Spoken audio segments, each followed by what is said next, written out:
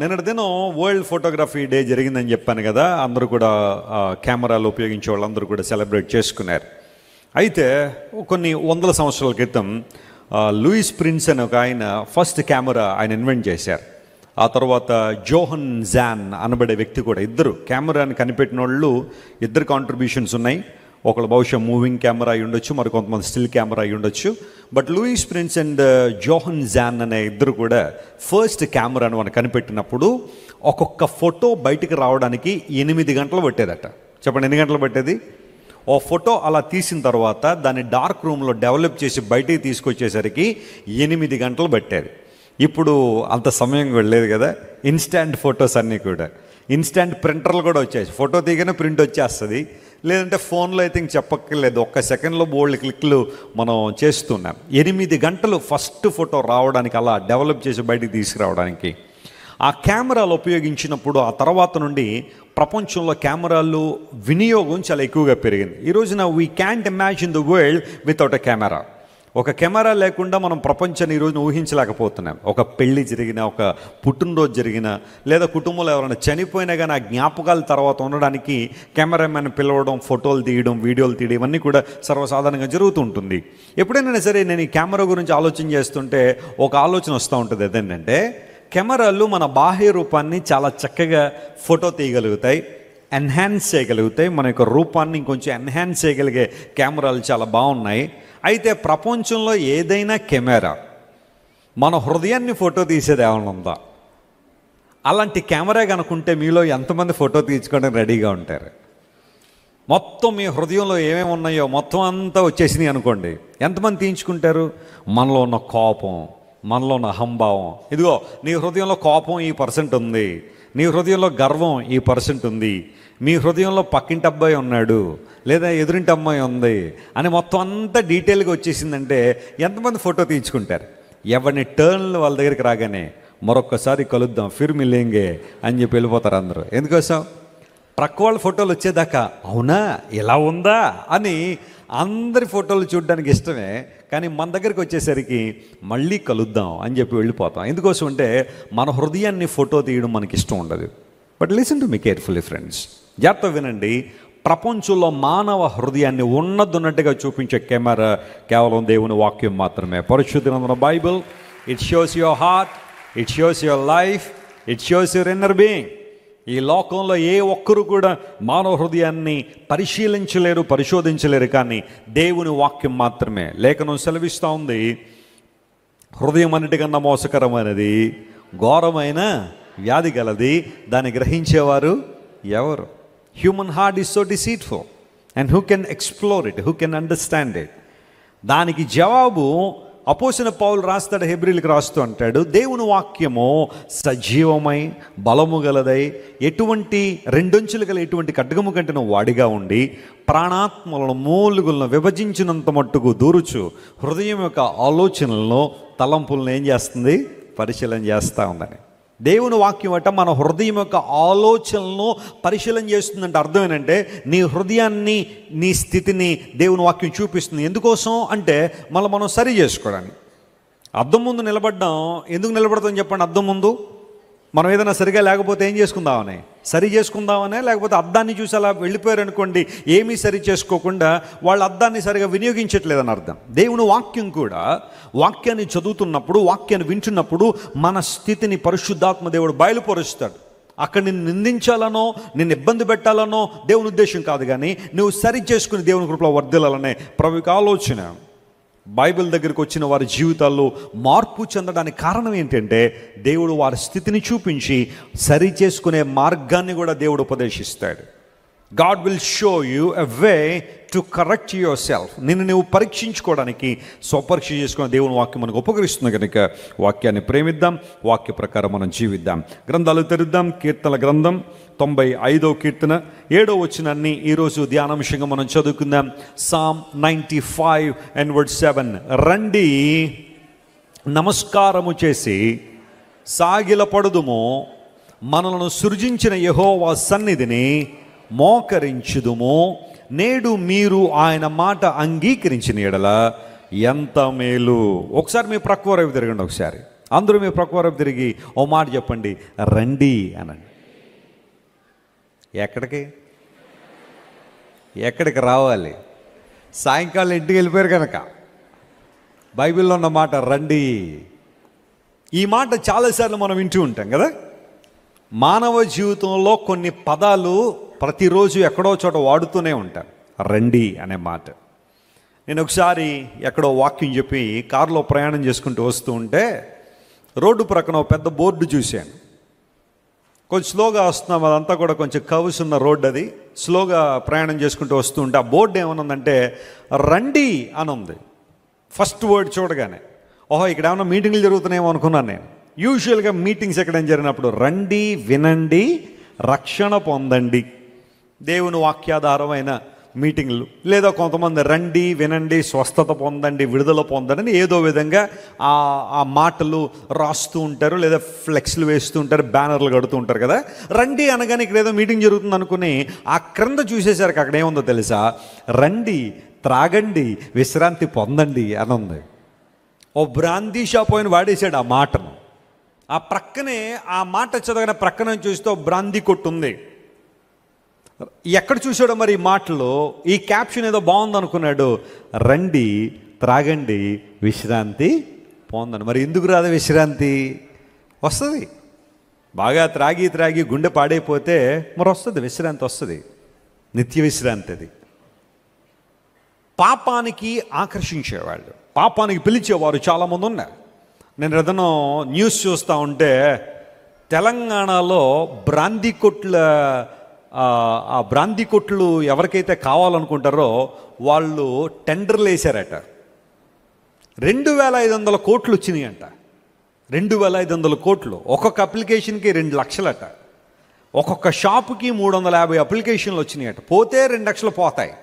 ఒకవేళ షాపు కనుక మనకు వస్తే లాటరీలో, ఇంకా బ్రాందీ షాప్ అంటే ఈ రోజుల్లో ఎలా ఉంది చెప్పండి? మామూలుగా ఉన్నాయి లాభాలు. వర్షాలు వచ్చినా, తుఫాన్లు వచ్చినా, ఏదొచ్చినా మనుషులు త్రాగి తమ జీవితాలు పాడు చేసుకోవడం. ఆ న్యూస్లో చెప్తున్నారు, ఈ సంవత్సరం ఎలక్షన్లు రాబోతున్నాయి కాబట్టి ఇంకా సేల్స్ ఎలా ఉండబోతున్నాయి? చాలా ఉన్నతంగా ఉండబోతున్నాయి. కాబట్టి దేశం నాశనం కాకపోతే ఏంటండి ఇది? అలాంటివన్నీ కూడా జరుగుతుంటే 2,500 కోట్ల బ్రాందీ షాపుల్ని సొంతం చేసుకోవడానికి వస్తుందో రాదో కూడా తెలీదు. ఆ అప్లికేషన్ కాస్ట్ 2 లక్షలు పెట్టి 2,500 కోట్లు నిన్నటిదినం తెలంగాణ గవర్నమెంట్కి వచ్చాయి.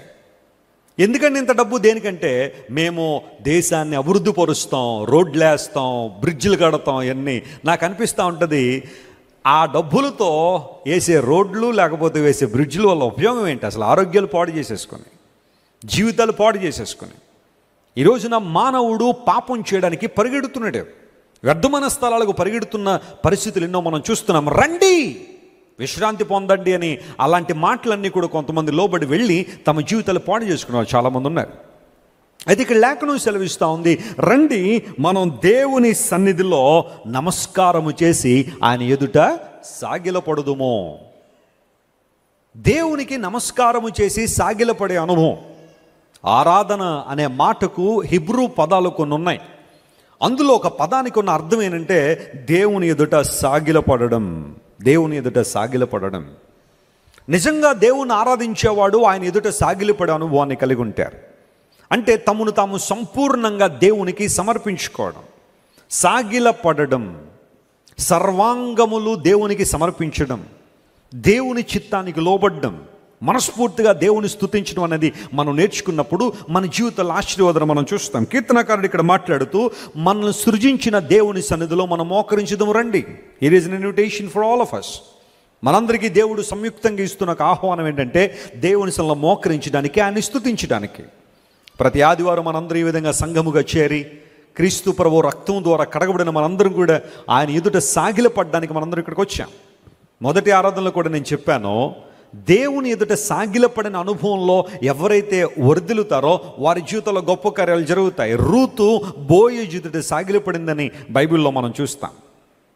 మీరు ఎక్కడైనా చూడండి, బైబిల్ గ్రంథంలో యేసుక్రీస్తు ప్రభువారు ఈ లోకంలో జీవించిన కాలంలో ఆయన్ని దేవునిగా గుర్తించిన అనేక మంది ఆయన ఎదుట సాగిలపడినట్టుగా లేఖనాలు మనం గమనించవచ్చు.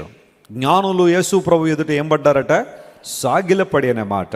చాలా చోట్ల సాగిలపడనే మాటలు లేకపోయినా మ్రొక్కి అనే మాటలు బైబిల్లో కనబడతాయి. ఒక కుష్టు వ్యాధితో బాధపడుతున్న వ్యక్తి యేసు ప్రభు కనబడగానే ఆయనకు మ్రొక్కి అనే మాట మత్తయి సువార్త 8వ అధ్యాయంలో మనం చూస్తాం. ప్రారంభంలో ఆ మ్రొక్కిన తర్వాత అతని జీవితంలో అద్భుతం జరిగింది. కనాను స్త్రీ తన కుమార్తె సఫర్ అవుతున్నప్పుడు దేవుని ఎదుట సాగిలపడిందని బైబిల్లో రాయబడింది. ఇలా మనం చూస్తే యేసుక్రీస్తు ప్రభు దైవత్వాన్ని, ఆయన గొప్పతనాన్ని అర్థం చేసుకున్న ప్రతి ఒక్కరూ ఆయన ఎదుట సాగిలపడ్డారు, అద్భుతాలు చూశారు. రండి, here is an invitation for all of us. మనందరికీ దేవుడి ఇస్తున్న ఆహ్వానం ఇదే. ఈరోజు ఆయన ఎదుట సాగిలపడగలవా? నీ ఆహాన్ని విడిచి, గర్వాన్ని విడిచి, అహంభావాన్ని విడిచి, లోక సంబంధ అనుభవాలు విడిచి మనస్ఫూర్తిగా దేవుని స్తుతించగలవా? యెహోవా దయాళుడు అని పలుకగలవా? పరిశుద్ధ గ్రంథం సెలవిచ్చిన మాట, యెహోవా దయాళుడు, ఆయనకు కృతజ్ఞతాస్తుతులు చెల్లించండి. యెహోవా చేత విమోచింపబడిన వారు మాత్రమే ఆ మాట పలుకుదురు. ఎవరు దేవుడు దయాళుడని చెప్పగలరు? ఎవరు దేవుడు ఆరాధనీయుడని చెప్పగలడు? మనస్ఫూర్తిగా దేవుని ఎవరైతే ఆరాధించగలరు అంటే దేవుని చేత విమోచింపబడిన వారు మాత్రమే. రక్షణ పొందకుండా, మారు మనసు లేకుండా నువ్వు దేవుని సంపూర్ణంగా ఆరాధించలేవు. ఎందుకంటే పాపము నిన్ను దేవుని నుండి దూరంగా తీసుకుని పోతూనే ఉంటుంది, కానీ నువ్వు ఎప్పుడు దేవుని దగ్గరకు రాలేవు. సంపూర్ణంగా రక్షణ పొందినవారు, ఆత్మరక్షణ అనుభవానికి తెలుసుకున్నవారు మాత్రమే హృదయపూర్వకంగా దేవుణ్ణి ఆరాధించగలరు, ఆయన స్తుతించగలరు. రండి, మనం దేవుని ఎదుట సాగిలపడదాము. లేఖనాల నుంచి ఈరోజు నేను కొన్ని ప్రాముఖ్యమైన విషయాల మీతో మాట్లాడుతాను. దేవుడు ఎందుకు మనల్ని రండి అంటున్నాడు? దాని వెనకాల దేవుని యొక్క ఉద్దేశం ఏంటి? మనల్ని పిలవడంలో, ఆయన దగ్గరికి రమ్మని ఆహ్వానించడంలో ఆయన ఉద్దేశం ఏంటో ఈరోజున కొన్ని ప్రాముఖ్యమైన విషయాలు మీతో మాట్లాడి నా సందేశాన్ని ముగింపులో తీసుకొస్తాను. యోవేలు గ్రంథం దగ్గరికి రండి, గ్రంథాలు తెరుద్దాం. యోవేలు గ్రంథం 2వ అధ్యాయము 12వ వచనాన్ని ఒక మాట మనం చదువుదాం. చూడండి, ప్రవక్త అయిన యోవేలు రాసిన గ్రంథం 2వ అధ్యాయం 12వ వచనం చదువుతున్నాను. ఇప్పుడైనను మీరు ఉపవాసముండి కన్నీరు విడుచుచు దుఃఖించుచు మనఃపూర్వకముగా తిరిగి నా యొద్దకు రండి. ఆ మాట అండర్లైన్ చేసుకోండి, తిరిగి నా యొద్దకు రండి. ఇదే యెహోవా వాక్కు. ఒకసారి నా వైపు తిరగండి అందరూ. ఒకసారి ఇప్పుడైనా అనే మాట ఎప్పుడు వాడతాం చెప్పండి?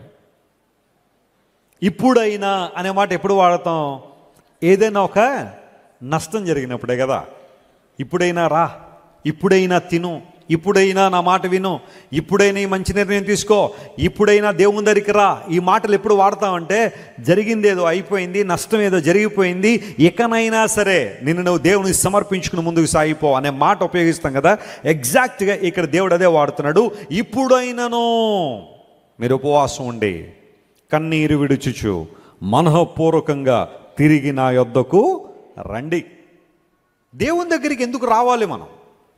ఆయన మనల్ని ఎందుకు ఆహ్వానిస్తున్నాడు అంటే మనల్ని తిరిగి కట్టడానికి ఆయన ఇష్టాన్ని వ్యక్తం చేస్తున్నాడు. యోవేల్ అనే మాటకు యెహోవాయే దేవుడు అనర్థం. జోయల్ అనగా యెహోవాయే దేవుడు అనర్థం.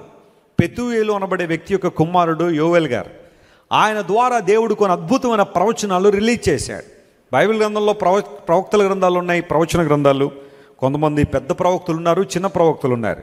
పెద్ద ప్రవక్తలు ఎక్కువ కాలం ప్రవచించారు, చిన్న ప్రవక్తలు తక్కువ కాలం ప్రవచించారు. అందులో యోవేల్ అనే దైవజనుడు కూడా ఒకడు. ఈయన ద్వారా పలకబడిన ప్రవచనాలు స్పష్టంగా చరిత్రలో నెరవేరాయి. ఫర్ ఎగ్జాంపుల్, మీరు ఆ తర్వాత అధ్యాయాన్ని మీరు జాగ్రత్తగా పరిశీలన చేస్తే, యోవేలు గ్రంథంలో ఆ తర్వాత మాటలు మీరు చదివితే, పరిశుద్ధాత్మ దేవుని యొక్క కుమ్మరింపు గురించిన ఒక ప్రవచనాన్ని యోవేలు ద్వారా దేవుడు సెలవిస్తే, పెంతెకోస్తు పండుగ రోజున పరిశుద్ధాత్మ దేవుడు సంఘం మీదకి దిగి వచ్చినప్పుడు ఆ ప్రవచన నెరవేర్పు జరిగినట్టుగా చరిత్రలో మనం చూస్తాం. మన దేవుడు ప్రవచనాలు నెరవేర్చేవాడు, వాగ్దానాలు నెరవేర్చే దేవుడు ఆయన. యోవేల్ ద్వారా దేవుడు మాట్లాడుతున్నాడు, ఇప్పుడైనా సరే మీరు తిరిగి వచ్చేసేయండి, తిరిగి రండి అని దేవదేవుడు మాట్లాడడంలో ఆయన ఉద్దేశం ఏంటంటే మనందరం తిరిగి కట్టబడాలని, ప్రభువులో ఐక్యపరచబడాలని. క్రీస్తు ప్రభువులో మనం ఉన్నప్పుడే, ఆయనతో మన జీవితాలను అనుసంధానం చేసుకున్నప్పుడే, ఆయనతో సహవాసం చేసినప్పుడే మనం ఫలించే అనుభవాన్ని కలిగి ఉంటాం. కాబట్టి కమ్ బ్యాక్ టు మీ, తిరిగి రండి, తిరిగి రండి. ఆయా సందర్భాల్లో కొన్ని కుటుంబాల్లో పిల్లలు యవ్వన కాలంలోకి వచ్చిన తర్వాత తల్లిదండ్రులు ఏదో వారు అన్నది చేయలేదని చెప్పి ఇల్లు వదిలేసి వెళ్ళిపోతుంటారు. ఆ ఇంటిని విడిచి వెళ్ళిపోయి ఎక్కడికో వెళ్ళిపోతుంటే కొంతకాలం తల్లిదండ్రులు కూడా పట్టుదల కలిగి ఉండి వస్తాడులే అని చూసిన తర్వాత ఇక పిల్లలు రాకపోయేసరికి పేపర్ యాడ్స్ ఇవ్వడం లేదా టీవీలో అడ్వర్టైజ్మెంట్లు ఇవ్వడం అనేది మనం చూస్తూనే ఉన్నాం.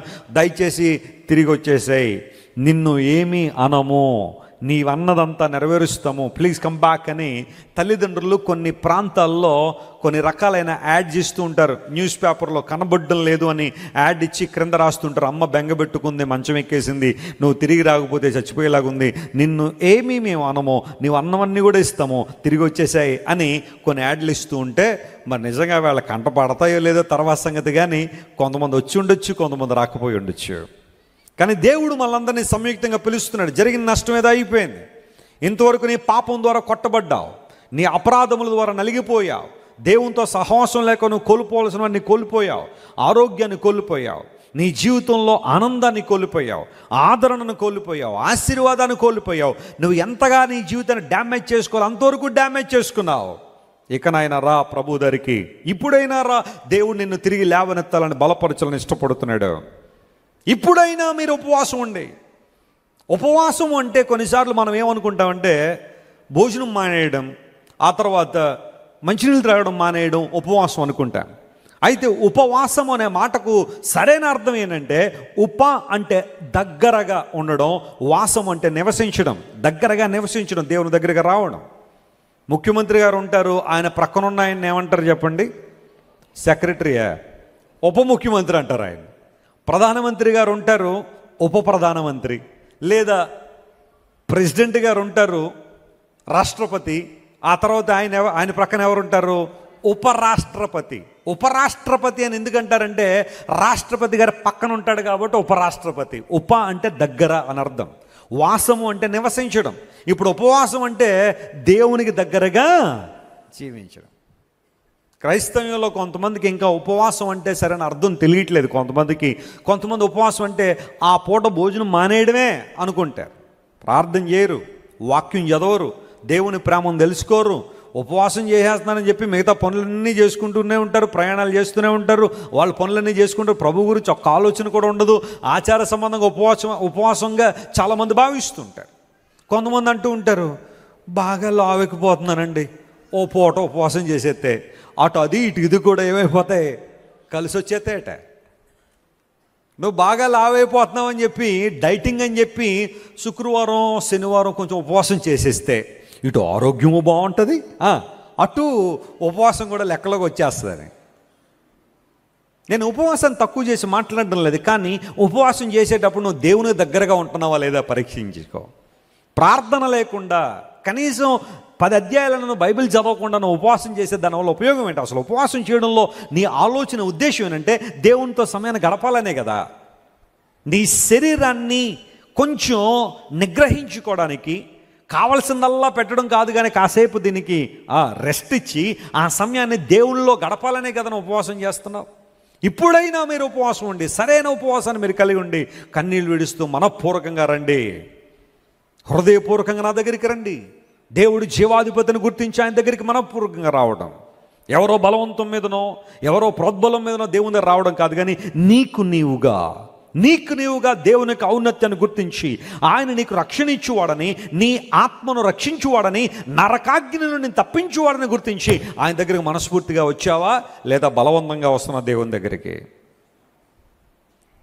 కొందరు భక్తి జీవితాలు ఎలా ఉన్నాయంటే తోపుడు బళ్ళు తోసినట్టు ఏం చేయాలి, కొంతమందిని తోయాలి. తోపుడు బండి చూడండి, అది తోస్తేనే కదులుద్ది, లేకపోతే ఎక్కడ బండి అక్కడే ఉంటుంది. తొయ్యాలి ఎవరో ఒకళ్ళు. కొన్ని కుటుంబాల్లో భర్తలు ఉంటారు, భార్య తొయ్యాలి. ఏమండి ఆదివారం అండి దేవుని మందిరానికి రావాలంటే నీ కోసం వస్తున్నాను నేను, లేకపోతే నేను రానన్నట్టుగానే భార్య కోసం వచ్చేవాళ్ళు ఉంటారు కొంతమంది, భర్త కోసం వచ్చేవాళ్ళు కొంతమంది ఉంటారు, బిడ్డల కోసం వచ్చేవాళ్ళు కొంతమంది ఉంటారు, లేదా ఏదో ఉద్దేశంతో దేవుని మందిరానికి వచ్చేవాళ్ళు కొంతమంది ఉన్నారు. కానీ మనఃపూర్వకంగా వచ్చావు నువ్వు, హృదయపూర్వకంగా. Yes, today is the day of the Lord, I must present in the house of God to worship him.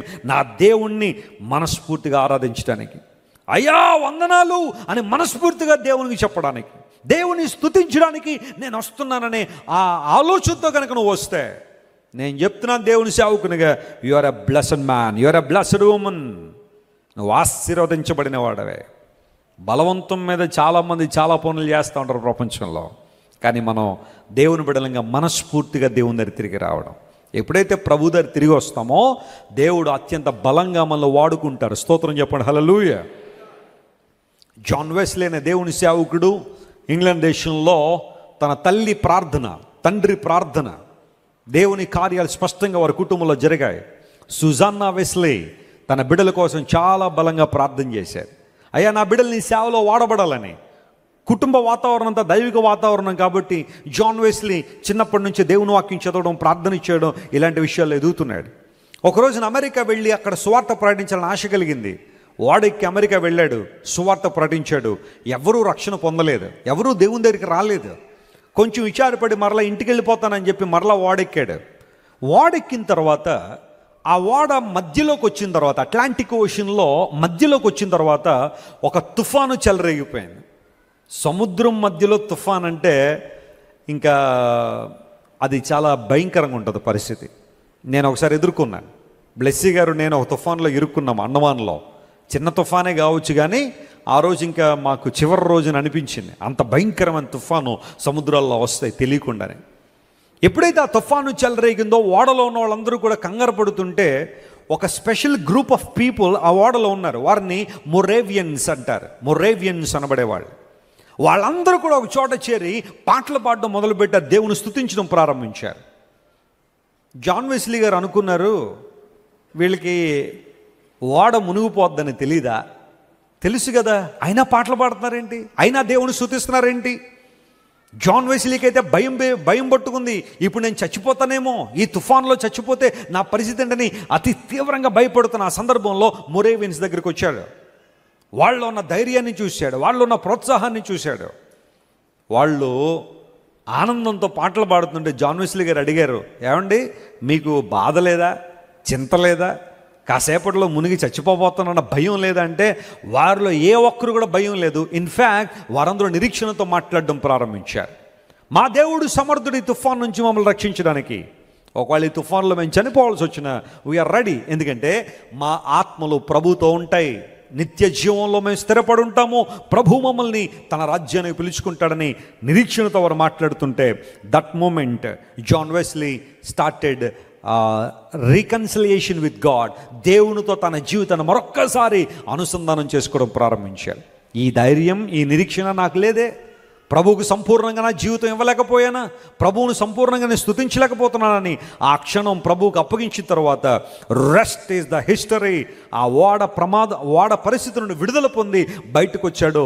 ఆ తర్వాత జాన్ వెస్లీ గారు ఎక్కడ నిలబడి అక్కడ సువార్త చెబుతూ ఉంటే కొన్ని వేల మంది ప్రభువును అంగీకరించారు. దేవుని నామమునకు స్తోత్రం కలుగును గాక. దేవుని దగ్గరికి తిరిగి వచ్చిన వారి జీవితాలు ప్రపంచానికి ఆశీర్వాదకరంగా ఉంటాయి. Praise the lord. ప్రే తమ్ముడు, ఇంకెంతకాలం లోకంలో తిరిగి నష్టపోతావు? ఇంకెంతకాలం నీ సొంత నిర్ణయాల మీద ఆధారపడి నీ జీవితాన్ని ఛిద్రం చేసుకుంటావు? రా, ఇప్పుడైనా ప్రభు పిలుస్తున్నాడు, రండి, మనపూర్వకంగా రండి. ఇదే దేవుడిని యెహోవా వాక్కు. ఎందుకు దేవా రావాలంటే ఆయన దగ్గర మాత్రమే మనకు రక్షణ ఉంది. యేసుక్రీస్తు ప్రభు రక్తం ద్వారా కడగబడిన వారు మాత్రమే నిత్యత్వంలో ఉంటారు. ఈ జీవితాన్ని సార్థకతంగా మార్చుకుని అనేక మందికి ప్రయోజనకరంగా ఉంటారు. కడగబడ్డావా యేసు రక్తం ద్వారా? పొందావా ఆత్మరక్షణ? జీవితంలో మారు మనసు అనుభూతిలోకి వచ్చిందా? చాలామంది ఈ రోజుల్లో యేసుక్రీస్తు ప్రభు మతాలు మారుస్తున్నాడని కంగారు పడుతున్నారు. మతం మార్చడం దేవుని ఉద్దేశం కాదు. మతాలు మనం కనిపెట్టినాయి, మతాలు మనం కల్పించుకున్నాయి. దేవునికి ఆలోచన మొదటి నుండి ఒక్కటే, అదే మనిషికి ఏమి ఇవ్వాలని, రక్షణ దయచేయాలని, ఆత్మరక్షణకి ఇవ్వాలనే యేసుక్రీస్తు ప్రభు వారు ఆలోచన చేస్తున్నారు. ఆయన ప్రేమను గుర్తించి ఆయన దగ్గరికి తిరిగి వస్తావా? రండి, తిరిగి రండి నా దగ్గరికి. కోడి పిల్లలను పెట్టిన తర్వాత, అంటే కోడి ముందు గుడ్లు పెడుతుంది, ఆ తర్వాత ఆ గుడ్లను ఏం చేస్తుంది? పొదుగుద్ది. ఆ గుడ్లు పొదిగిన తర్వాత అవి పిల్లలుగా మార్చబడతాయి. అంటే ఇప్పుడు అంత సమయం మాకు లేదు, కానీ చిన్నప్పుడు మా ఇంట్లో కూడా ఒక కోడి ఉండేది. అది కూడా గుడ్లు పెడితే మా అమ్మగారు అవన్నీ కూడా మా మంచం కింద ఆ గుడ్లన్నీ ఒక చోట పెట్టి అవన్నీ అయిన తర్వాత ఆ కోడిని పొదిగించడానికి తీసుకొచ్చి దాని మీద పెట్టిన తర్వాత కొన్ని రోజులు అది పొదిగిన తర్వాత అవి పిల్లలయ్యాయి. పిల్లలైన తర్వాత మా ఇంటి ముందు తిరుగుతూ ఉండే. కోడి పిల్లల్ని పెట్టిన తర్వాత ఆయా సందర్భాల్లో ఆ పిల్లల్ని బయటికి తీసుకొస్తారు. రోడ్డు మీద తీసుకొచ్చిన తర్వాత అవి రోడ్డు మీద తిరుగుతూ చిన్న చిన్న నూకలుగానే ఏమైనా దొరికితే ఆ పిల్లలు తింటూ ఉంటాయి. కోడి పిల్లల్ని తీసుకెళ్ళిపోవడానికి గ్రద్ద దాని కన్నులు చాలా పవర్ఫుల్, చూస్తుంది కోడి పిల్లల్ని తీసుకెళ్ళిపోవడానికి. అది వచ్చేటప్పుడు తల్లి గుర్తిస్తుంది. గుర్తించి ఏం చేస్తుంది, తన 2 రెక్కలు చాపి దాని భాషలో పిల్లల్ని పిలుస్తుంది. పిలవగానే కోడి పిల్లల్ని ఏం చేస్తుంది చెప్పండి, ఎక్కడ ఎంత దూరంలో ఉన్నా మా అమ్మ పిలిచింది, దీని వెనకాల ఏదో అర్థం ఉంటుంది, ఊరకనే పిలవదు, రెక్కలు చాపిందంటే ఆ రెక్కల కింద మనం వెళ్ళిపోవాలని చెప్పి గవ్వ పిల్లలన్నీ దగ్గరికి వచ్చి ఆ రెక్కల్లో ఇమిడిపోయి అప్పుడప్పుడు ఒకటి అలా బయటకు చూస్తుంటుంది రెక్కల్లోంచి. వీఆర్ సేఫ్ అని అర్థం అన్నమాట. అయితే ఒక పిల్ల ఉంటుంది మనలాంటి వాళ్ళు, సేమ్ మన సైకాలజీయే. ఒకటి ఉంటుంది, అది రాదో, అది ఎందుకు రావాలి, నువ్వు పిలిచినప్పుడు అలా రావాలా మేము, నీకేమన్నా బారిసినవా మేము, నువ్వు బొబ్బు అంటే మేము వచ్చేస్తావా అని అది బయటికి వెళ్ళి ఏం చేస్తుంటుంది, తిరుగుతూ ఉంటే ఈ లోపల గ్రద్ద వచ్చి దాన్ని ఏం చేస్తుంది, తన్నుకుని వెళ్ళిపోతున్నప్పుడు ముందు అది అనుకుంటుంది, ఆ పిల్లల్ని చూసారా మీరు అక్కడే ఉండిపోయారు, నేను చూసారా హెలికాప్టర్ ఎక్కేసాను. ఏమెక్కేసిందంటది, హెలికాప్టర్. ఆ గ్రద్ద తనుకుని వెళ్తుంటే ఇది హెలికాప్టర్లో ఎగిరినట్టు ఉంటుంది దానికి.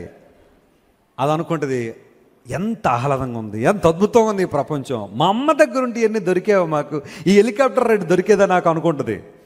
ఆ తర్వాత ఆ గ్రద్ద తీసుకెళ్ళి బండ మీద పెట్టి దాన్ని ఒక్కసారి చీల్చగానే, ఓహో ఇదా, దీని వెనకాల ఉన్న రహస్యం ఇదే, హెలికాప్టర్ రైడ్ ఆఖరి క్రాష్ అయిపోయింది అక్కడ. చాలాసార్లు జాగ్రత్త వినండి, మనం చేసే పని కూడా అదే కదా. ప్రభు తన రెక్కలు చాపి కోడి తన రెక్కల కింద తన పిల్లల్ని చేర్చుకున్నట్లుగా నేను కూడా అనేక సార్లు మిమ్మల్ని ఆ రెక్కల కింద తీసుకెళ్ళాలని ఆశించాను, కానీ మీరు నా మాట వినలేదు.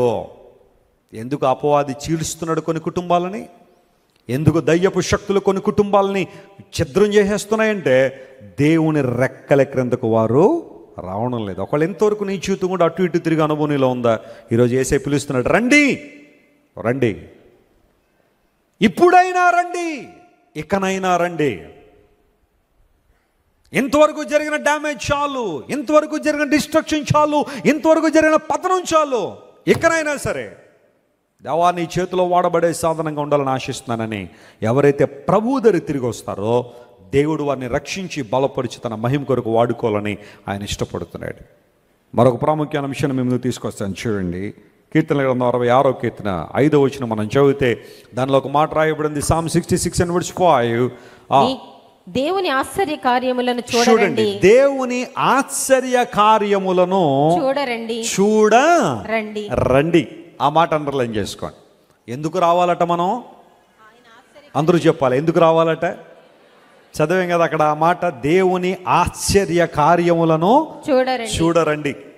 దేవుని బిడ్డలుగా మనం ఎందుకు దేవుని దగ్గరికి రావాలంటే, మన దేవుడు ఆశ్చర్యకరుడైన దేవుడు. ఆయన చేసే కార్యాలు కూడా ఎలా ఉంటాయి, ఆశ్చర్య కార్యాలుగా ఉంటాయి. వాటిని చూడరండి. చూడాలనుకుంటే రండి ఆశ్చర్య కార్యాలు. రాజమండ్రిలో అప్పుడప్పుడు సర్కస్ వస్తూ ఉంటుంది.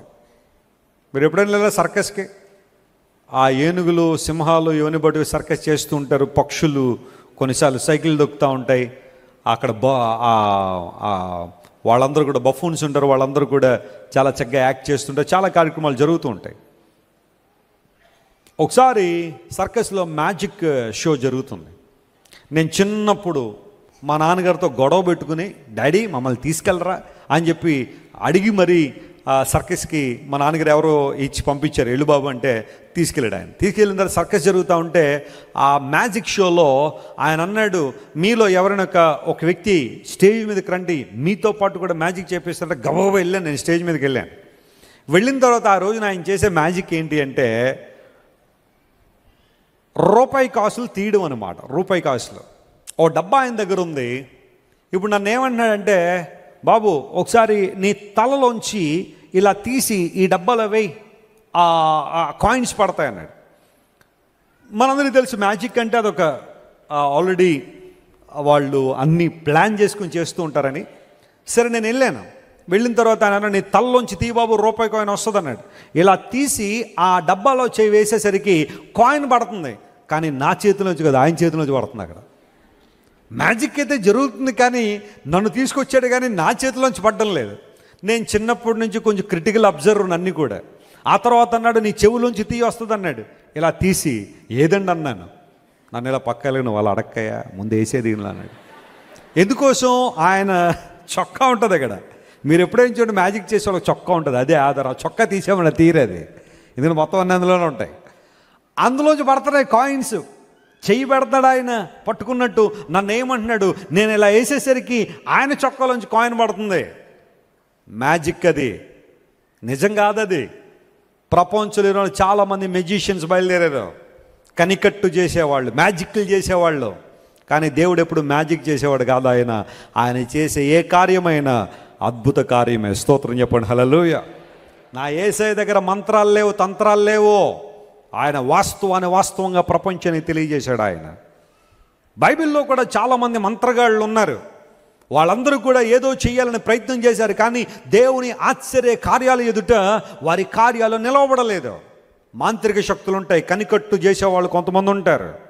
తాజ్మహల్ని మాయం చేస్తానంటాడు, కానీ చార్మినార్ని మాయం చేస్తానంటాడు, రకరకాలన్నీ మాయం చేస్తానని ఎన్నో ప్రయత్నాలు చేస్తారు. కానీ వాస్తవం ఏంటో తెలుసా? అది ఎప్పటికీ మంత్ర విద్యే. కానీ దేవుడు మన జీవితాల్లో ఆశ్చర్య కార్యాలు జరిగించువాడని లేఖనం సెలవిస్తూ ఉంది. యెషయా 9:6 మాట రాయబడింది, ఏలయనగా మనకు శిశువు పుట్టెను, మనకు కుమారుడు అనుగ్రహించబడెను, ఆయన భుజం మీద ఏముంది? రాజ్యభారం ఉంది. ఆశ్చర్యకరుడు, ఆలోచనకర్త, బలవంతుడైన దేవుడు, నిత్యుడగు తండ్రి, సమాధానకర్తయగు అధిపతి అని ఆయనకు పేరు పెట్టబడును. ఇది ఎవరి గురించిన ప్రవచనం? ఇది ప్రభువు అయిన యేసయ్య గురించిన ప్రవచనం. ఎవరు చెప్పారు? యెషయా భక్తుడు చెప్పాడు. ఎప్పుడు చెప్పాడు? 700 సంవత్సరాల క్రితం. యేసుక్రీస్తు ప్రభు ఈ లోకానికి రావడానికి 700 years ముందు దైవజనుడు ప్రవచించాడు, ఆయన ఆశ్చర్యకరుడని పిలువబడతాడని. ఇప్పుడు యేసు ప్రభు జీవితం అడుగడుగున ఆశ్చర్యమా కాదా? ఖచ్చితంగా ఆశ్చర్యమే. అసలు ఆయన పుట్టికే ఆశ్చర్యం. కన్య గర్భాన యేసు ప్రభు జన్మించారు. ప్రపంచ చరిత్రలో ఏ ఒక్కరు కన్యకకు పుట్టిన వారు లేరు. యేసు ప్రభు ఒక్కడే కన్యకు జన్మించినట్టుగా లేఖనాలు ధృవీకరించాయి. మన పెద్దలు కూడా దేవుని ఆరాధన చేస్తూ ఓం శ్రీ కన్యసుతాయ నమః అని దేవుని స్తుతించారు. అంటే కన్యకకు పుట్టిన దేవా వందనాలు అని మన పెద్దలు కూడా పూర్వీకులు ఆయా సందర్భాల్లో దేవుని స్తుతించడానికి ఉపయోగించారు. ఆ కన్యకు పుట్టిన వారు ఎవరనే దాని మీద చాలా మందికి అవగాహన లేదు. కానీ యేసు ప్రభు కన్యకు జన్మించాడని బైబిల్ సెలవిచ్చింది. మహమ్మదీయ సహోదరులు చదివారి గ్రంథంలో కూడా ఈసా బిన్ మరియం అని ఉంటుంది. యూజువల్గా ఖురాన్లో ఎవరైనా వ్యక్తి గురించి ప్రస్తావన చేస్తే తన తండ్రి పేరు ప్రస్తావన చేస్తారు. కానీ యేసు ప్రభు దగ్గరికి వచ్చేసరికి యేసు ప్రభు పేరు ఖురాన్లో అందరికన్నా ఎక్కువగానే ఉపయోగించబడితే, అందులో ఉపయోగించిన ప్రతిసారి ఈసా బిన్ మరియం, యేసు ప్రభు మరియమ్మ కుమారుడు అని రాశారే కానీ యోసేపు కుమారుడు అని రాయలేదు అక్కడ. ఎందుకు ఈ మాట చెబుతున్నానంటే, యేసు ప్రభు కన్యకకు జన్మించాడని లేఖనాలు ధృవీకరించే, చరిత్ర ధృవీకరిస్తూ ఉంది. ఆయన పుట్టికే ఒక ఆశ్చర్యం. ఎందుకు ఆయన కన్యకు పుట్టాడంటే, పరిశుద్ధమైన దేవుడు కాబట్టే కన్య గర్భాన యేసు ప్రభు జన్మించాడు. పౌలు మహాశయుడు అంటాడు, పవిత్రుడు, నిర్దోషి, నిష్కలమషుడు, పాపులలో చేరక ప్రత్యేకంగా ఉండువాడును, ఆకాశ మండలము కంటే మిక్కిలి హెచ్చైన వాడును ఆయన. ఇట్టి ప్రధాన యాజకుడు మనకు చాలినవాడు, మనకు సరిపోయిన దేవుడు ఈయన. పాపులలో చేరక ఈయన ఎలా ఉన్నాడు? ఆ మాటకు అర్థం ఏంటి చెప్పండి? పాపుల్లో చేరకంటే అర్థం ఏంటి? ఈ భూమి మీద పుట్టిన ప్రతి వ్యక్తి మీద జన్మ పాపము, కర్మ పాపము ఏలుబడి చేస్తూనే ఉంది. మనందరం పాపానికి దాసులమే. నాలో పాపము లేదని ఎవరైనా చెబితేనట వారు దేవుణ్ణి అబద్ధికుడిగా చేస్తారని బైబిల్ సెలవిచ్చింది.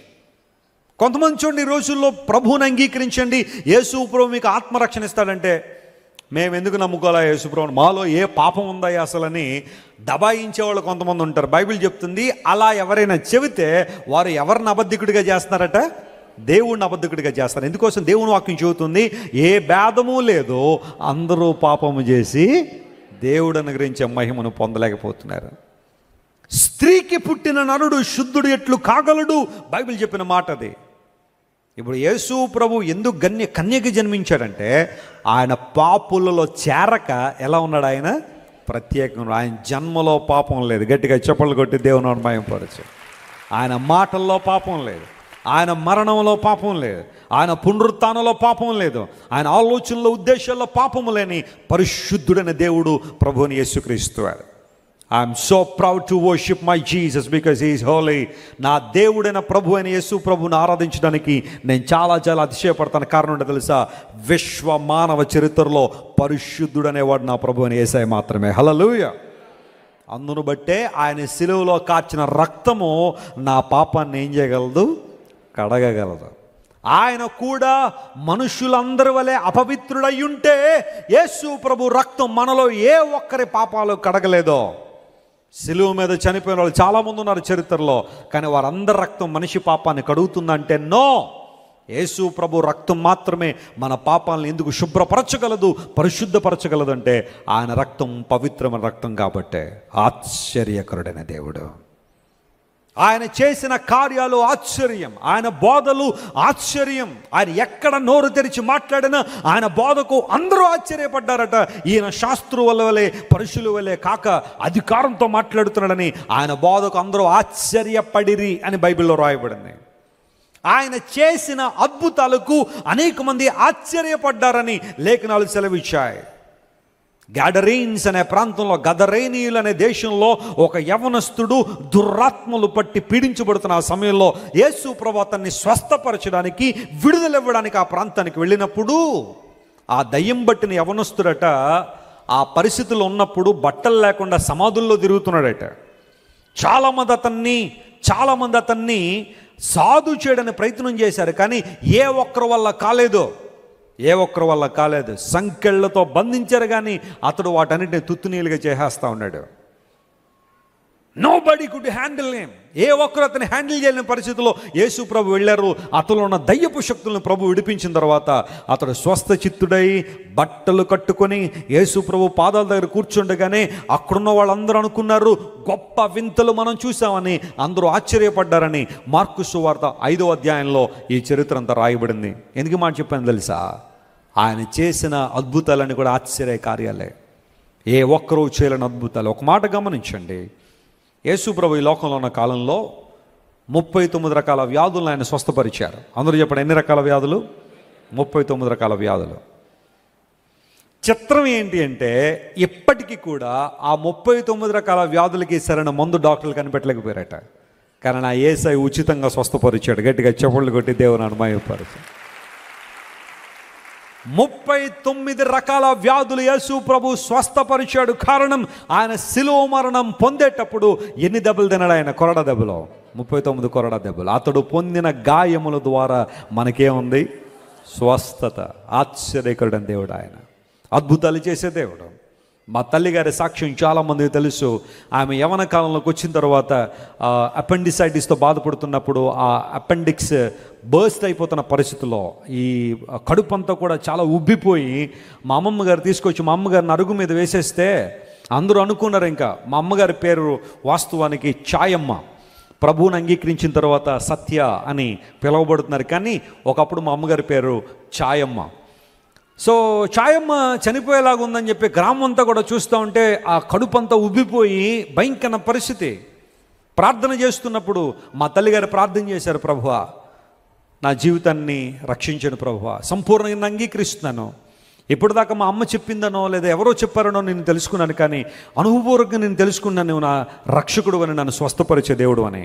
ఆ రోజు మా తల్లిగారు చేసిన ప్రార్థన, ఆపరేషన్ లేకుండా దేవుడు ఆ అపెండిసైటిస్ నొప్పి నుండి విడుదల చేశారో ఆ క్షణం నుండి మా తల్లిగారు సంపూర్ణంగా ప్రభువు సమర్పించుకుని హిందుస్థాన్ బైబిల్ కాలేజ్ చెన్నైలో, ఆ కాలంలో చాలా ప్రతిష్టాత్మకమైన కాలేజ్ అది, అందులో 4 సంవత్సరాల గ్రాడ్యుయేషన్ కంప్లీట్ చేసి ఆ తర్వాత వచ్చారు రాజమండ్రి. వచ్చిన తర్వాత మా నాన్నగారు రాజమండ్రి రావడం, ఇక్కడ ఒక సంఘంలో దేవుని వాక్యం చెప్పడానికి వచ్చినప్పుడు ఆ పాస్టర్ గారు మా అమ్మగారిని పరిచయం చేయడం, విదిన్ 1 వీక్లో పెళ్ళైపోవడం, ఈ సంఘటనలన్నీ జరిగాయి. ఎందుకు మాట చెబుతున్నాను తెలుసా?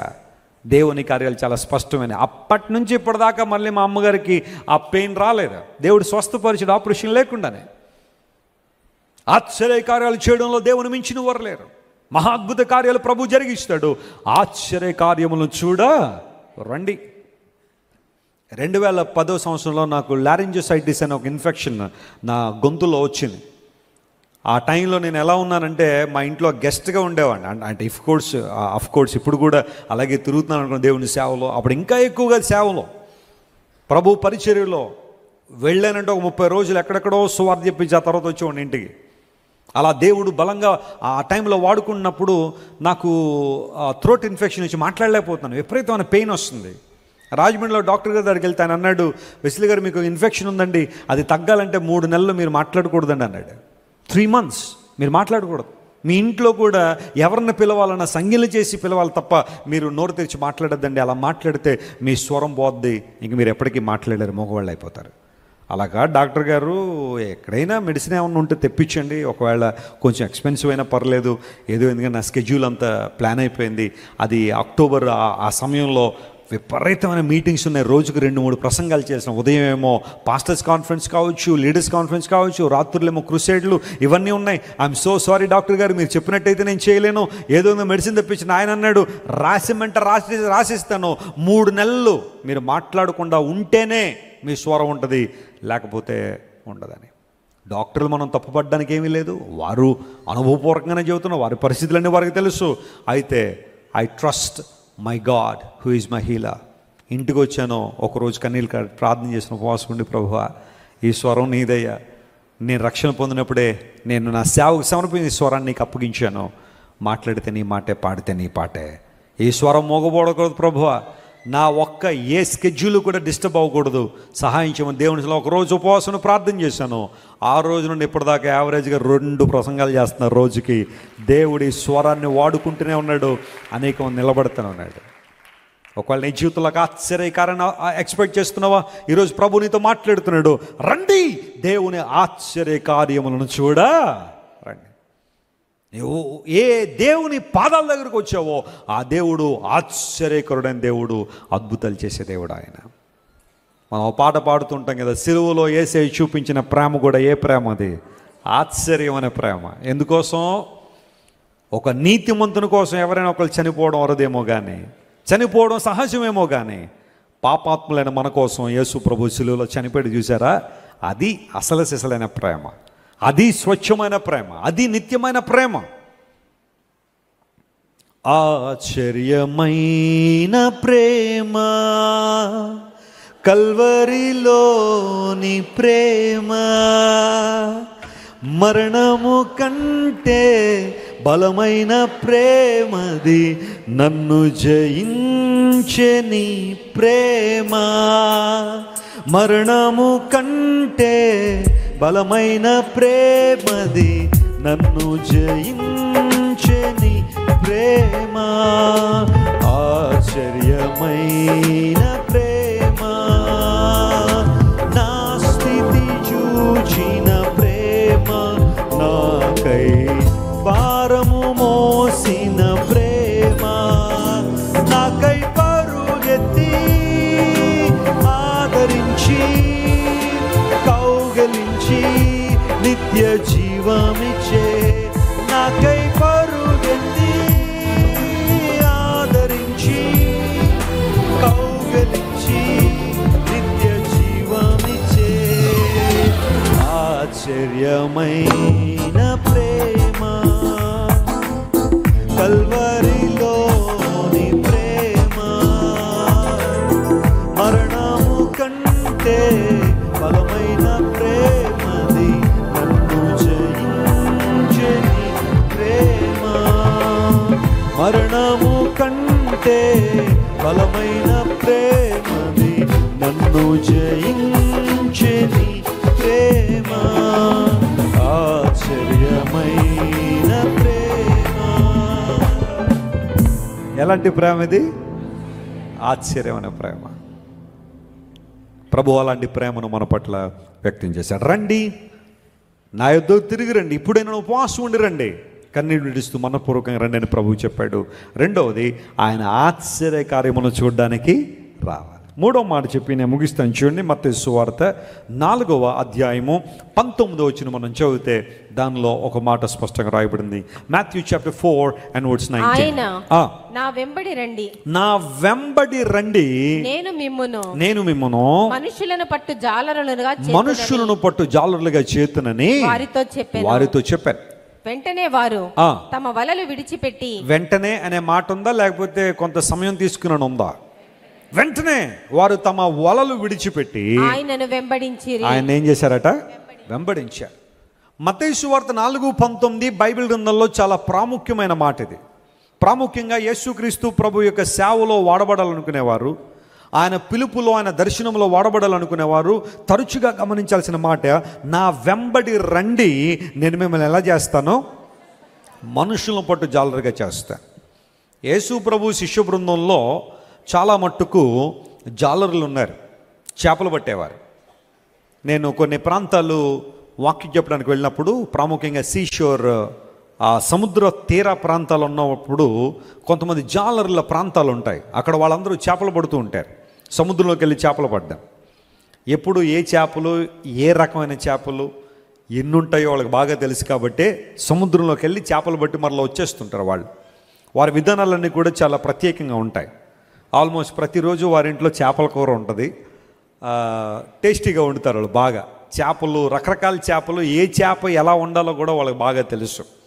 చేపల కూర మంచిగా తినాలంటే జాలరు నీళ్ళల్లో చేపల కూరలు బాగుంటాయి. అయితే యేసు ప్రభు వారు జీవించిన కాలంలో ఆయనతో పని చేయడానికి దేవుడు ఎన్నుకున్నవారు సామాన్యమైన జాలరులు. వారికి చేపలు పడ్డం ఏంటో బాగా తెలుసు. ఇప్పుడు యేసయ్య అన్నాడు, వారిని పిలిచి వారికి అర్థమయ్యే రీతిలోనే, వారికి అర్థమయ్యే విధానంలోనే, మీరు నా వెంబడి రండి, మిమ్మల్ని మనుషులను పట్టు జాలరులుగా చేస్తానన్నాడు. అంటే వాళ్ళకి చేపలు పట్టడం మీద అవగాహన ఉంది కాబట్టి ప్రభువారు అన్నారు, ఆ చేపల స్థానంలో ఈ రోజు నుండి మీరు మనుషులను పడతారు. ఎందుకు మనుషులను పట్టడం అంటే, నిత్య రాజ్యానికి వారసులుగా వారు ఉండునట్లుగా, ఆత్మరక్షణ ప్రాముఖ్యత వారు గుర్తించినట్లుగా, రక్షించబడిన అనుభవంలో ప్రజలందరూ ఎదుగునట్లుగా మీరు వారిని లోకములో నుండి ప్రత్యేకపరుస్తారు. ఒక గొప్ప బాధ్యతను దేవుడు వారి మీద ఉంచాడు. వెంటనే ఆయన స్వరానికి లోబడిన ఆ వ్యక్తులు తమ వలలు విడిచిపెట్టి ప్రభువుని ఏం చేశారట? వెంబడించారు. మనుషులను పట్టు జాలరులుగా నా వెంబడి రండి. సువార్త పట్ల ఒక బాధ్యతను, ఒక భారాన్ని ప్రభు ప్రతి ఒక్కరికి ఇచ్చాడు. నువ్వు రక్షించబడిన విశ్వాసం అయితే సువార్త ప్రకటించాల్సిన భారం నీ మీద ఉంది. నేను రక్షించబడిన వ్యక్తి అయితే ఖచ్చితంగా ఇతరుల ఆత్మరక్షణ కోసం నేను ఆలోచన చేయాల్సిన పరిస్థితి ఉంది. మీరు నా వెంబడి రండి, మిమ్మల్ని మనుషులు పట్టు జాలరుగా చేస్తాను. ఒక మిషనరీ కాల్ యేసు ప్రభు ఇచ్చారు. ఆ తర్వాత కాలాన్ని మనం పరిశీలన చేస్తే పేతురు కావచ్చు, యోహాను కావచ్చు, యాకోబు కావచ్చు, మరికొంతమంది శిష్యులందరూ కూడా ప్రభు కొరకు విశిష్టమైన సేవ చేసినట్టుగా మనం చూస్తాం. పెంతెకొస్తు అనే పండుగ రోజున నూతన నిబంధన సంఘం ప్రారంభించబడింది. పెంటెకాస్ట్ లేదా పెంటెకాస్ట్ అనే మాటకు 50వ రోజున అర్థం. ఆ 50వ రోజున ఇశ్రాయేలీలందరూ కూడా, యూదా ప్రజలందరూ కూడా ప్రపంచంలో ఎక్కడున్నప్పటికీ కూడా యెరూషలేముకు వస్తారు. ఆ సమయంలో దైవజనుడైన పేతురు మరికొంతమంది శిష్యులందరూ కూడా నిలవబడి దేవుని కొరకు గొప్ప కార్యాలు చేయడం ప్రారంభించారు. పరిశుద్ధాత్మ దేవుడు వారి మీదకి రాగానే వారు దేవుని సువార్తను ధైర్యంగా బోధించడం ప్రారంభించారు. వారందరికీ అర్థమయ్యే భాషలో దేవుని సువార్త అందించారు. ఆ సందర్భంలో పేతురు గారు ధైర్యంగా నిలబడి, ఒకరోజు నీ పేతురు గారిలో ఎంత ధైర్యం ఉంది అంటే, యేసు ప్రభు తెలియదని ఎన్నిసార్లు అబద్ధం ఆడాడు? 3 సార్లు అబద్ధం ఆడాడు. కోడి కుయ్యక మునుపు ముమ్మారు అబద్ధం ఆడతావు అని దేవుడు చెప్పినట్టుగానే పేతురు గారు 3 సార్లు అబద్ధం ఆడాడు. ఏమన్నా ఇప్పుడు నేను ప్రశ్న అడుగుతాను, యేసు ప్రభు చెప్పాడని పేతురు అబద్ధం ఆడాడా, లేకపోతే పేతురు స్థితిని ముందుగానే దేవుడు చెప్పాడా? కొంతమంది వితండవాదులు ఉంటారు. ప్రభు 3 సార్లు బొంకుతా ఉన్నాడు కాబట్టి పేతురు గారు బొంకాడండి, ఆయన చెప్పాడు కాబట్టి ఈయన చేశాడు అన్నట్టుగా కొంతమంది మాట్లాడారు ఉంటారు. ఇప్పుడు స్కూల్లో టీచర్ గారు ఉంటారు, అందరూ ఉంటారు స్టూడెంట్లు. అందులో ఒక స్టూడెంట్ని నిలబెట్టి నువ్వు ఫెయిల్ అయిపోతావురా అంటే అర్థం ఏంటి చెప్పండి? వాడి స్థితి అన్నమాట, వాడి కండిషన్. ఎప్పటికెప్పుడు పరీక్షలు వస్తే నువ్వేమో పాస్ అవ్వను. ఇప్పుడు ఆ మాట విన్న తర్వాత వాడు ఏం చేయాలి? మా టీచర్ గారు ఎలాగా ఫెయిల్ అయిపోతా ఉన్నారు కాబట్టి నేను ఫెయిల్ అయిపోవాలి అనుకుంటాడా? అదా ఉద్దేశం? నువ్వు ఫెయిల్ అయిపోయే స్థితిలో ఉన్నావు కాబట్టి బాగా చదవరా, ఉదయాన్నే లేచి చక్కగా చదువు, పాస్ అవ్వాలి నువ్వు అని చెప్పడానికే ఆ టీచర్ ఆ మాట వాడింది. కానీ వాడు ఫెయిల్ అయిపోవాలని టీచర్ ఉద్దేశం కాదు. దేవుడు ఎందుకు చెప్పాడు పేతురుని, పేతురు నువ్వు శోధనలో పడిపోయే అవకాశం ఉంది, నువ్వు మెలకుగా ఉండకపోతే ఇంతవరకు నాతో ఉన్న నీవు నన్ను ఎరుగనని 3 సార్లు చెప్పే అవకాశం ఉంది, సరి చేసుకునే ప్రయత్నం చేసుకుని దేవుడు చెబితే పేతురు దేవుని యందు నమ్మకత్వం లేక 3 సార్లు ప్రభు తెలీదు అని బొంకాడు. నేను అనుకుంటాను అప్పుడప్పుడు ఆ కోడి కూసేసింది కాబట్టి 3తో ఆగిపోయాడు, కానీ అది కొంచెం ఆలస్యం చేసి ఉంటే పేతురు గారు 30 సార్లు అని చెప్పడానికి సిద్ధంగానే ఉన్నాడు. He was the chief among all the disciples. యేసుక్రీస్తు ప్రభు శిష్య బృందంలో చాలా ప్రాముఖ్యమైన స్థలంలో పేతురే ప్రభువు తెలియదని 3 సార్లు అబద్ధం ఆడేశాడు. చాలాసార్లు మనస్థితి కూడా అదే. దేవుని మందిరానికి వస్తాం, క్రైస్తవులను పిలిపించుకుంటాం, దేవుని బిడలు అంటాం, కానీ సందర్భం వచ్చినప్పుడు నోటి ద్వారా అయితే మనం దేవుడు తెలియదని చెప్పం, కానీ మన క్రియల ద్వారా దేవుడు తెలియదని లోకానికి చెబుతున్నావట. నీ క్రియల ద్వారా కొన్నిసార్లు ప్రభువుని ఎరుగునన్నట్టుగానే ఉన్నావు నువ్వు. పేతురు 3 సార్లు అబద్ధం ఆడాడేమో, కానీ మనం ఇప్పటికి ఎన్నిసార్లు అబద్ధం ఆడుంటాం మన క్రియల ద్వారా.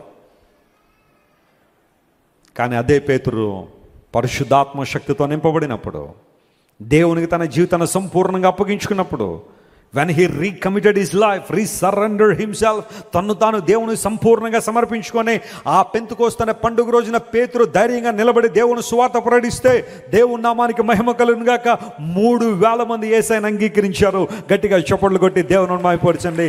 That's a history. అదొక చరిత్ర. ఒక్క ప్రసంగానికి 3,000 మంది ప్రజలు దేవుని వైపు తిరిగారంటే పేతురు ఒకప్పుడు చేపలు పట్టే జాలరి ఇప్పుడు ఏ జాలరి అయ్యాడు? మనుషులను పట్టే జాలరి అయ్యాడు. పేతురు, యోహానులు వారిద్దరూ కలిసి దేవుని కోసం అనేక మందిని ప్రభు కోసం గెలవగలిగారు. తక్కిన శిష్యులందరూ ఆయా ప్రాంతాలకు చెదిరిపోయి దేవుని సువార్త ప్రకటించగలిగితే వారందరూ కూడా ప్రభు నామాన్ని మహింపరచగలిగారు.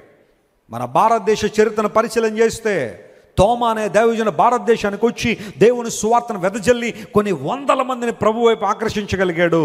ఆ దేవుడు మనుషులను పట్టు జాలరిగా తోమాను అభిషేకించాడు. చెన్నై మహానగరం ఎప్పుడైనా మీరు వెళ్తే చెన్నైలో మెరీనా బీచ్, ఆ బీచ్, ఈ బీచ్ ఉన్నాయన్నీ చూడండి, కానీ అంతకన్నా ప్రాముఖ్యంగా ఒకసారి తోమా గారు చనిపోయిన ప్లేస్ కూడా వెళ్ళండి.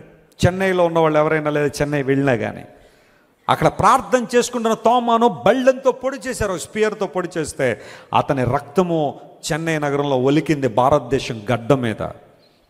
టెర్టులియన్ అంటాడు, టెర్టులియన్ ఒక చరిత్రకారుడు, the blood of martyrs is the seed of the church.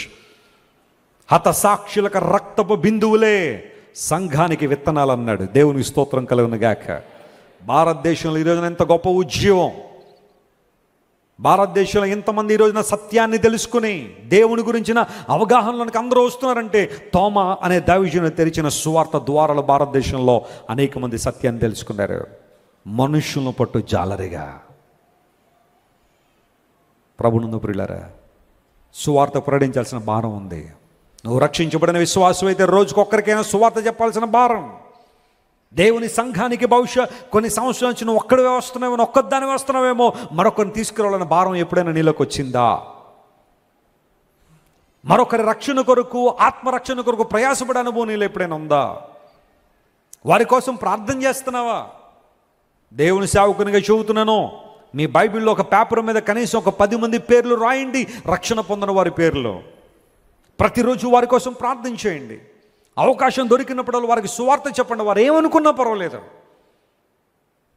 రేపొద్దున వారు నరకంలో కాలిపోతూ నీతో అంతకాలం స్నేహం చేశానే, నీతో అంతకాలం తిరిగానే, నీతో అంతకాలం ఉన్నాను, ఒక్కరోజు కూడా నువ్వు ప్రభు కోసం నా గురించి ప్రభు గురించి నాకు చెప్పలేదు, అలా చెప్పుంటే ఈరోజు నీ స్థితిలోకి వచ్చుండే దాన్ని కాదు అని బహుశా నీ స్నేహితుల నరకంలో ఏడుస్తుందేమో ఒక రోజున నిన్ను చూసి. నీ స్నేహితుడు ఒకరోజు నిన్ను చూసి, రే మనం కలిసి క్రికెట్ ఆడుకున్నాం, మనం కలిసి అది చేసాం, మనం కలిసి వ్యాపారం చేసాం, మనం కలిసి అటు ఇటు తిరిగాం, కానీ ఏనాడు నాకు యేసు ప్రభు గురించి చెప్పలేదు నువ్వు, ఒక్కరోజున నా కోసం చెప్పుంటే యేసయ్య గురించి నేను ఈ స్థితిలో ఉండేవాడిని కాదని ఏడుస్తాడేమో నీ స్నేహితుడు. చెప్పు, ప్రభు గురించి చెప్పు. యేసయ్య జీవాధిపతిని తెలుసు. యేసు ప్రభు సిలువలో వారి కోసం మరణించాడని చెప్పు. మరణాన్ని జయించి తిరిగి లేచిన దేవుడని. ఒకవేళ నీ భర్తతో ఎంతకాలం సహవాసం చేస్తున్నావు, నీ భర్త నువ్వు ఎంతకాలం జీవిస్తున్నావు, ఏనాడు నీ భర్తకి యేసయ్య గురించి నువ్వు చెప్పలేకపోతే ఒకరు నీ భర్త ఏడుస్తాడేమో, నా భార్య ఒక్కరోజు కూడా నాకు ప్రభు గురించి చెప్పలేదు, నా భర్త ఒక్కరోజు కూడా ప్రభు గురించి నాకు చెప్పలేదని ఏడుస్తుందేమో నీ భార్య. పరిశీలించే. Let us share the gospel. దేవుని సువార్త ప్రకటించాలి. ప్రభు మాటలు అందాలా. నేను ఎక్కడికి వెళ్తే అక్కడ సమయం దొరికిన కొలది దేవుని సువార్త. ఫ్లైట్లో కొన్ని వందల మందికి సువార్త చెప్పాను ఇప్పటిదాకా.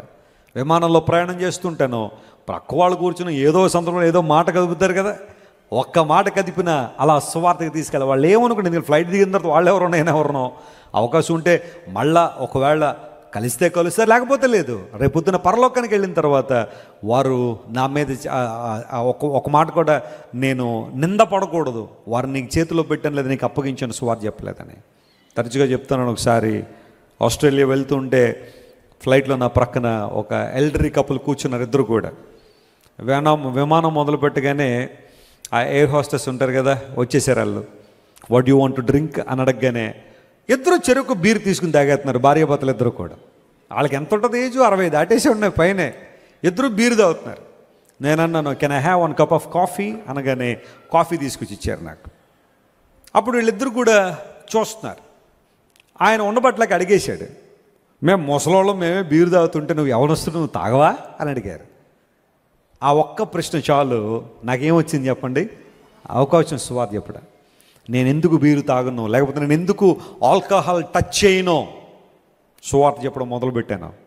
కొంచెం మొదట ఇబ్బందిగానే ఉంది వాళ్ళిద్దరికీ, కానీ దేవుడిచ్చిన ఆ అవకాశాన్ని బట్టి సువార్త అంతా చెప్పేసిన తర్వాత 8 గంటల ప్రయాణం. సింగపూర్ నుంచి ఒకసారి టేక్ ఆఫ్ తీసుకుంటే ఫ్లైట్ ఆస్ట్రేలియా వెళ్ళడానికి 8 గంటలు సువార్త చెప్తూనే ఉన్నా.